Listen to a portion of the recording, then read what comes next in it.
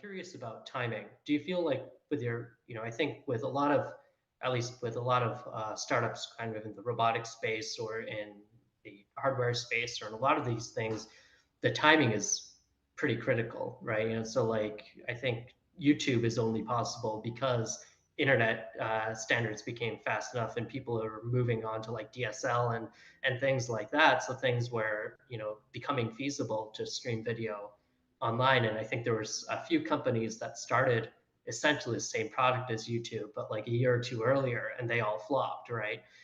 So I'm curious about what you think about the timing of your company and whether that was kind of the right time or if there was a better time for your product. Um, yeah, well, I think the level of success, the difference between the level of success I had hoped for versus the reality as of today, I think is mostly due to my lack of marketing Mhm. knowledge or experience or skill in that area. Um, Timing wise is also crucially important to have something really take off.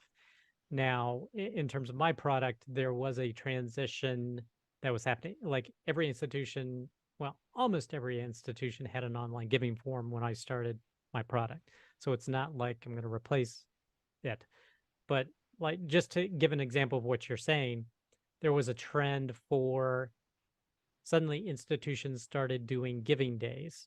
So basically they say, hey, this one day in this year, or maybe it's a week, we're going to put up this big goal. So it's kind of like a Kickstarter, but it's for giving on a single day or of a week. And we have these goals to reach it. And if we do, we're going to get matches from these other donors.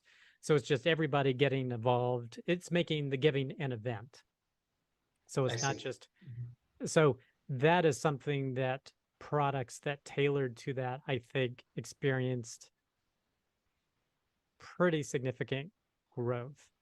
And so definitely timing is a significant component because there were other products that had this, like we actually had some of this, not all of it, a little bit early, but no one was like, why do I want that? Or why is this there?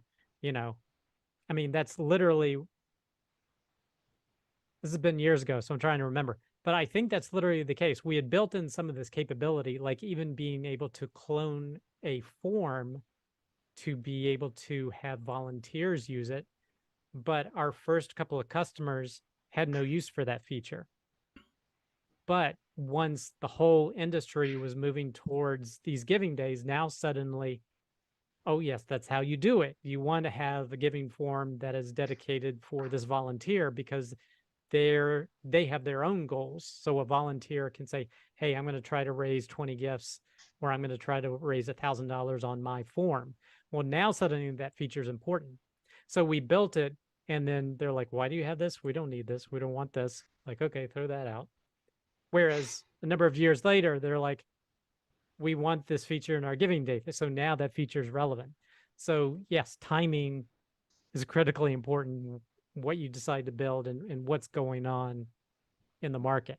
So that's another thing that if you're starting a business, if you see this trend that exists in your industry that, hey, people are starting to move towards this, or I see this building, but there's not a way to a universal way, or big players don't have a way to solve the problem yet, that's something you could potentially jump in on it and ride the wave, I guess I'll say.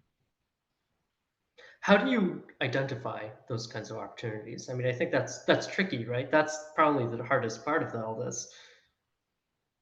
Uh, it's just being aware of a particular industry. I mean, I don't have a good solution, but it's being aware of a particular industry and what's going on. I mean, like there's a lot of startups that they will probably flame out, but as you know, the surge of chat GPT and all these AI companies are coming out of the woodwork. So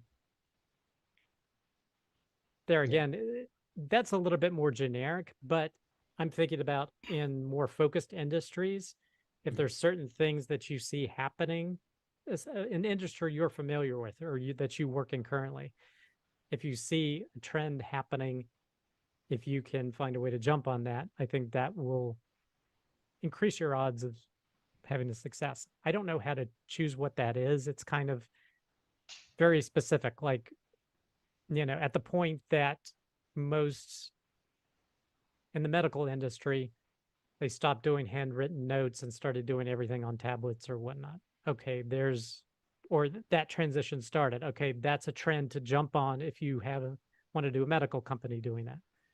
Or if you suddenly see a particular industry that's, hey, they're starting to use more robots. Okay, well, can you build a robot for this particular industry that what they're going for? So I think it takes industry specific knowledge to see where things are moving. But even And if you that get kind that of, all right, I mean, you can still run into external problems that can just tank you. Let me spin you a tale. Well, it increases the probability of becoming a success if you can Yeah. get on some of these waves. Anyway, go ahead. But yeah, so the last business I started, um, this was several years ago. I'd been programming for 20 some odd years, and I was like completely burnt out on programming. I don't want to dev. I need to take a break from dev. So I started a business, and I'd been doing a lot of streaming and video production and stuff, and really enjoyed it, and I liked it, and I got good at it. And I said, there's an opportunity here. Churches need to be able to use this technology. But the problem is the people who try to sell them this technology are trying to sell them $30,000, $40,000, $50,000 systems. And most churches, unless they're mega churches, just can't afford that. So they're stuck. And I said, I can go in there and, get them up and running for $3,000 or $4,000. And, they can have this technology without bankrupting themselves. Right. So they have an opportunity. So there was no competition there. There was a lot of good market. And I talked to several churches. They said, yeah, we're interested. And so I incorporated the business in February of guess which year? oh no. 2020. Okay. Guess what happened in March of 2020?